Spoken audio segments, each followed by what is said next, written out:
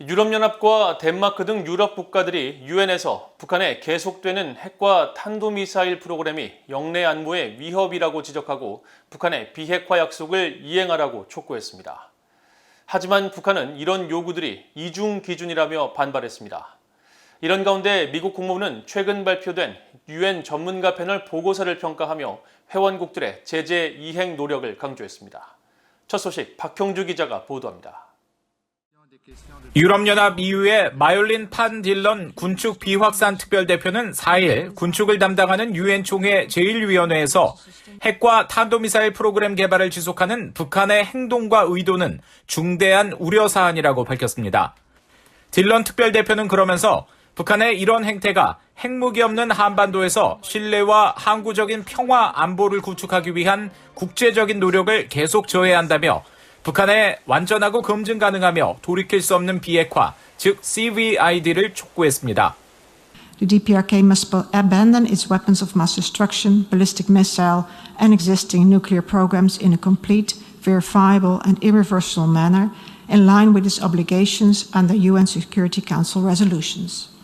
유럽연합은 이어 한반도 비핵화를 위한 조치가 이루어질 수 있도록 미국과 한국이 표명한 대화 준비에 북한이 건설적으로 반응할 것을 촉구한다고 밝혔습니다. 덴마크 유엔 대표부의 마리 루이스 베그테르 부대표는 이날 회의에서 한반도의 발전이 여전히 영내 평화의 핵심이라면서 북한의 계속되는 핵과 탄도미사일 프로그램 개발이 최대 우려사안이라고 강조했습니다. 덴마크는 또 북한이 유엔 안보리 결의에 따라 완전하고 검증 가능하며 돌이킬 수 없는 북한의 비핵화에 대한 국제적 약속을 이행할 것을 촉구하면서 이는 한반도의 지속적인 평화와 안정을 위한 유일한 방법이라고 강조하고 이를 위한 대화를 지지하는 노력도 계속돼야 한다고 말했습니다. 스웨덴은 북한의 핵과 미사일 프로그램이 국제 핵 비확산 체제에 중대한 위협이라는 점을 지적하면서 북한의 CVID에 대한 약속을 공식화할 것을 촉구했습니다. The DPRK should formalize its commitment towards denuclearization in a complete, verifiable and irreversible manner, including by signing and ratifying the CTBT. 그러나 북한은 이날 유럽 국가들의 요구에 대해 일방적인 대북 적대시 정책을 추구하는 이중적 행위라면서 자신들의 무기 개발이 정당한 방위 차원이라고 주장했습니다. 이런 가운데 미국 국무부는 북한의 계속되는 핵 개발과 불법 활동을 지적한 유엔 안보리 전문가 패널의 최근 중간 보고서에 대한 VOA의 논평 요청에 북한의 거듭된 여러 유엔 안보리 결의 위반을 계속 우려하고 있으며 이런 위반은 영내 불안정 가능성을 높인다고 밝혔습니다.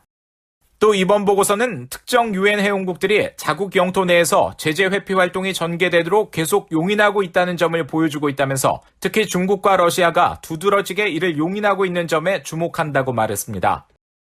국무부는 그러면서 모든 유엔 회원국들이 유엔 안보리의 대북 결의를 완전히 이행하기 위해 더욱 노력해야 한다면서 미국은 한반도의 완전한 비핵화 목표를 위해 유엔을 비롯해 동맹과 파트너들과 계속 긴밀히 조율할 것이라고 말했습니다. VOA 뉴스 박형주입니다.